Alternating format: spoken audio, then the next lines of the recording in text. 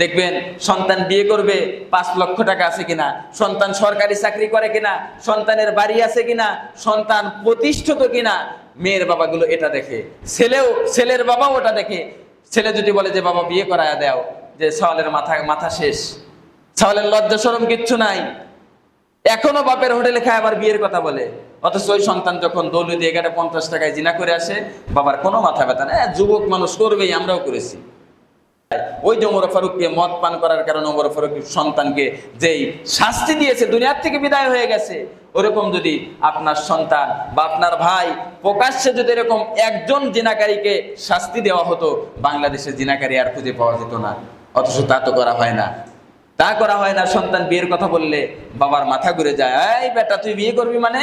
কয় বছর বয়স হয়েছে? মাত্র 25 বছর, তোর মুখ দিয়ে তো দুধের গন্ধ এখনো যায় নাই, বিয়ে করতে চাচ্ছে এখন? কয় টাকা কামাই করো?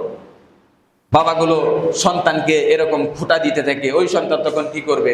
তখন তো ওই জিনা করতে আবাসিক হোটেলে যাবেই, মদের বারেও সন্তান যাবেই। এজন্য আপনারা যারা বাবা আছেন, আমি প্রত্যেকটি বাবাকে বলতে চাই, সন্তান যদি বড় হয়, সন্তান আকাম কুকাম করার আগেই সন্তানের কাম করায় দেন।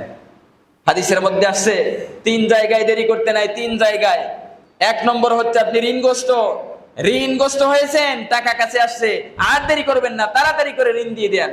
2 নম্বর হচ্ছে কেউ মারা গেছে, দুনিয়াতে বেশি সময় রাখেন না, তাড়াতাড়ি করে দাফন করে দেন, কবরস্থ করে দেন তাড়াতাড়ি। 3 নম্বর হচ্ছে আপনার সন্তান ছেলে অথবা মেয়ে বড় হয়েছে, বিয়ের বয়স হয়েছে, আকাম কুকাম করার আগে তার কাম করায় দেন, অর্থাৎ আপনার সন্তানের বিয়ে দিয়ে দেন। এই যে 3টি কথা বললাম, এই 3 জায়গায় দেরি করতে নাই। কয় জায়গায় দেরি করতে নাই বলেন? 3 জায়গায় দেরি করতে নাই। ঋণ হলে দেরি করতে নাই, হাতে টাকা আসার সঙ্গে সঙ্গে দিয়ে দেওয়া।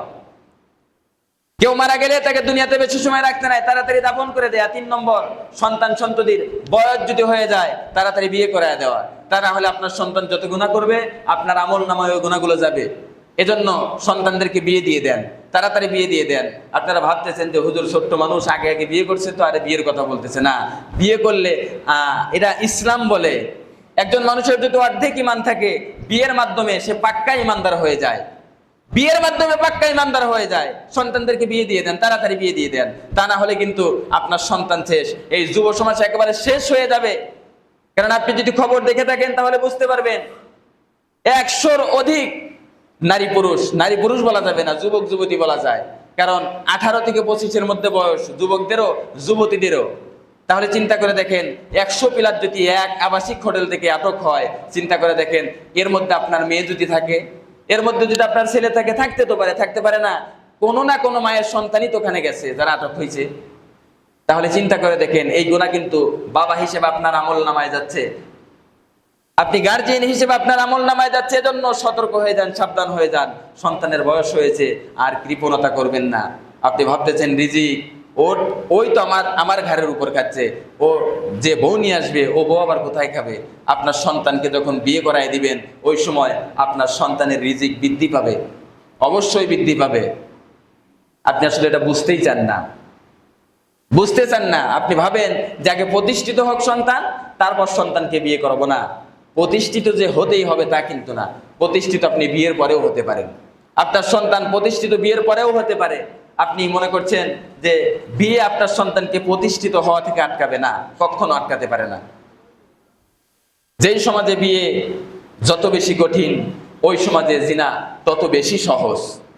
বিয়েটাকে সহজ করে দেন, জিনা অধিকাংশে কমে যাবে। যখন বিয়েকে কঠিন করবেন, তখন সমাজের মধ্যে জিনা বেড়ে যাবে। এটা বাস্তবে হচ্ছে বর্তমান, এটা বাস্তবে হচ্ছে। কারণ হলো, যখন সন্তান বিয়ের কথা বলতেছে, সন্তান বড় হচ্ছে, তারপরেও বাবা বুঝতেছে না